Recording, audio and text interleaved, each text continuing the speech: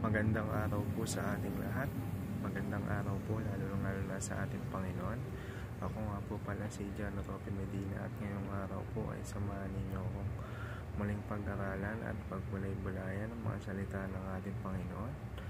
At ang bersikulong ating pag-aaralan ngayong araw ay ang Marcos Kapitulo 10, verso 43 hanggang 45.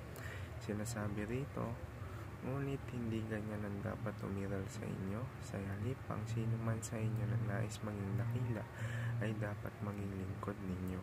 At ang sino mang nais maging pinuno ay dapat maging alipin ng lahat. Sapagkat ang anak ng tao ay naparito, hindi upang paglingkuran, kundi upang maglingkod at upang mag-alay ng kanyang buhay para sa ikatutubos ng marami. At para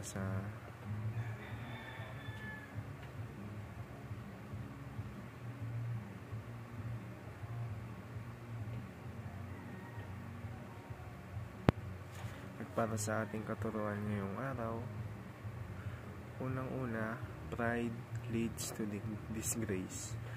Yung pride or yung ego natin, magiging resulta niyan is yung disgrace. Ano nga ba yung tinatawag natin na disgrace? Pag sinabing disgrace,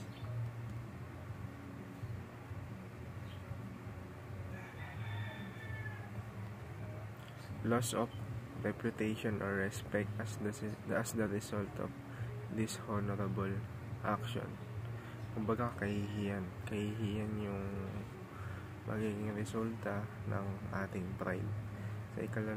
Sa ikalawa naman, humility leads to wisdom. Kumbaga, kapag may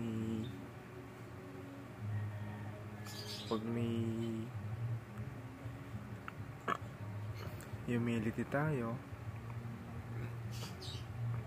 or kapag kumbaba, or pagiging mapagkumbaba, magiging leads yan to wisdom. Magagamit natin ng maayos yung knowledge natin, magagamit natin sa tama.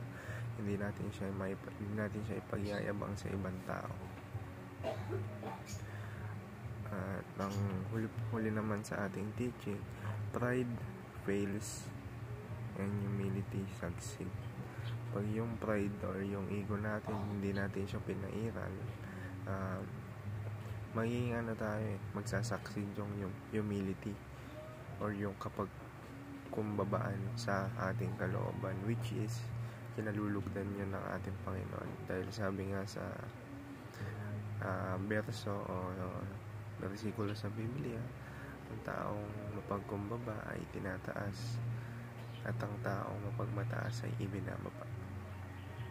Yun lamang po para sa ating teaching. Ngayon naman po, pupunta naman tayo sa ating application.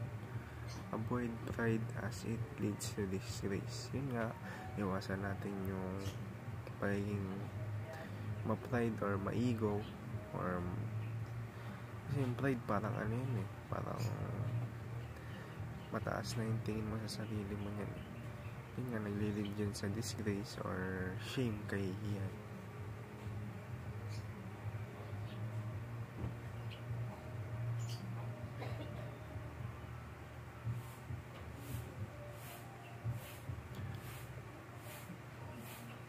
Sa ikalawa naman, be humble as it leads to wisdom. Yun nga, maging mapagkumbaba tayo, huwag masyadong mataas yung tingin natin sa sarili. Dahil lahat ng meron tayo ay bigay lamang ito ng ating Panginoon. Maglilid to sa wisdom or yung kakayahang gamitin yung knowledge natin sa tama. Number 3 or last sa ating application, keep on improving as it leads to success. Yun nga, train and train, magsanay tayo na magsanay sa ngalan ng ating Panginoon, dahil dito tayo magtatagumpay.